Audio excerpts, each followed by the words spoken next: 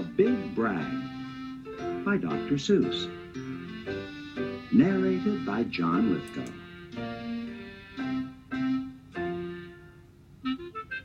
The rabbit felt mighty important that day, on top of the hill in the sun where he lay.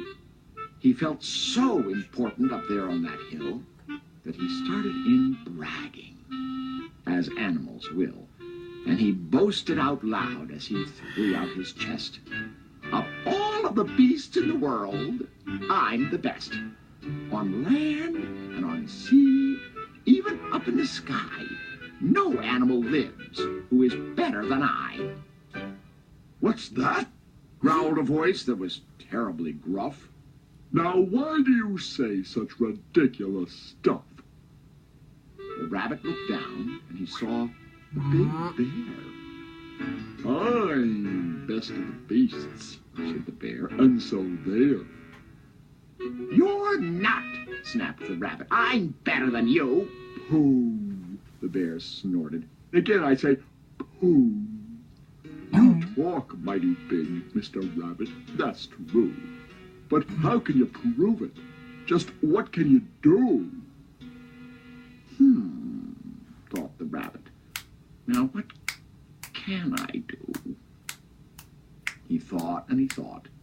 Then he finally said, Mr. Bear, do you see these two ears on my head? My ears are so keen and so sharp and so fine, no ears in the world can hear further than mine. Humph, the bear grunted. He looked at each ear. You say they are good, said the bear with a sneer. But how do I know just how far they can hear? I'll prove, said the rabbit. My ears are the best. You sit there and watch me. I'll prove it by test. Then he stiffened his ears till they both stood up high and pointed straight up at the blue of the sky. He stretched his ears open as wide as he could. Shh, I am listening, he said as he stood. He listened so hard that he started to sweat, and the fur on his ears and his forehead got wet. For 7 long minutes he stood. Then he stirred, and he said to the bear, Do you know what I heard? Do you see that far mountain? It's 90 miles off.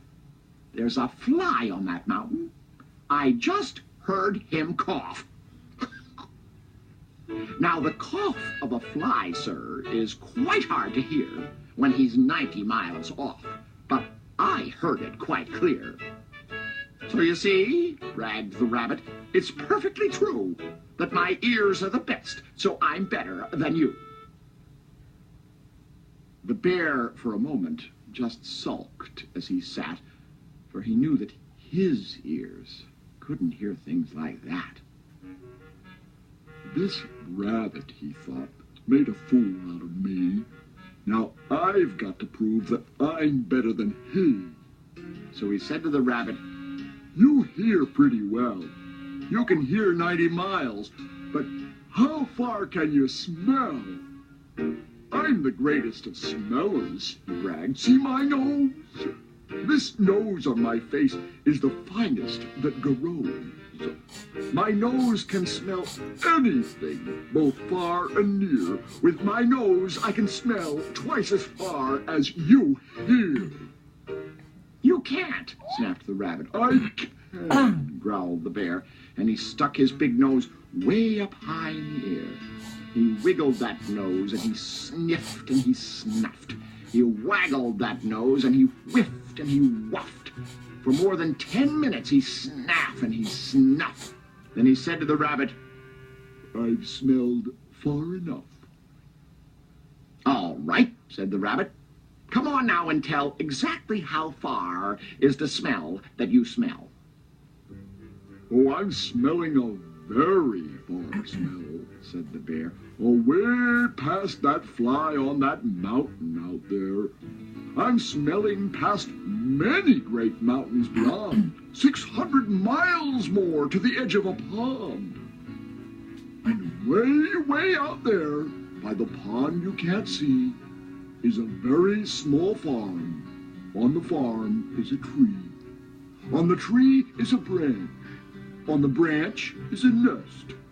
A very small nest where two tiny eggs rest. Two hummingbird eggs, only half an inch long, but my nose, said the bear, is so wonderfully strong. My nose is so good that I smelled without fail that the egg on the left is a little bit stale. And that is a thing that no rabbit can do. So you see, the bear boasted, I'm better than you. My smeller's so keen that it just can't be beat. What's that? Called a voice from way down by his feet. The bear and the rabbit looked down at the sound, and they saw an old worm crawling out of the ground.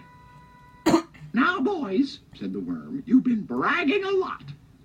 You both think you're great, but I think you are not. You're not half as good as a fellow like me. You hear and you smell, but how far can you see? Now, I'm here to prove to you big boasting guys that your nose and your ears aren't as good as my eyes. And the little old worm cocked his head to one side, and he opened his eyes, and he opened them wide, and they looked far away with a strange sort of stare, as if they were burning two holes in the air. The eyes of that worm almost popped from his head. He stared half an hour till his eyelids got red. That's enough, Growled the bear. Tell the rabbit and me, how far did you look? And just what did you see? Well, boys, the worm answered, that look that I took was a look that looked farther than you'll ever look. I looked across the ocean, way out to Japan, for I can see farther than anyone can. There's no one on earth who has eyesight that's finer. I looked past Japan, then I looked across China. I looked across Egypt, then took a quick glance across the two countries of Holland and France.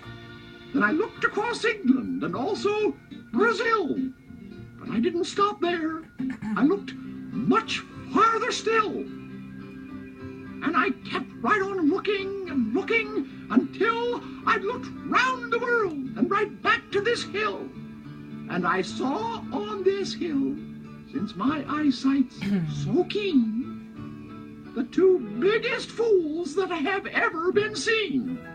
And the fools that I saw were none other than you, who seem to have nothing else better to do than sit here and argue who's better than who. Then the little old worm gave his head a small jerk, and he dived in his hole and went back to his work.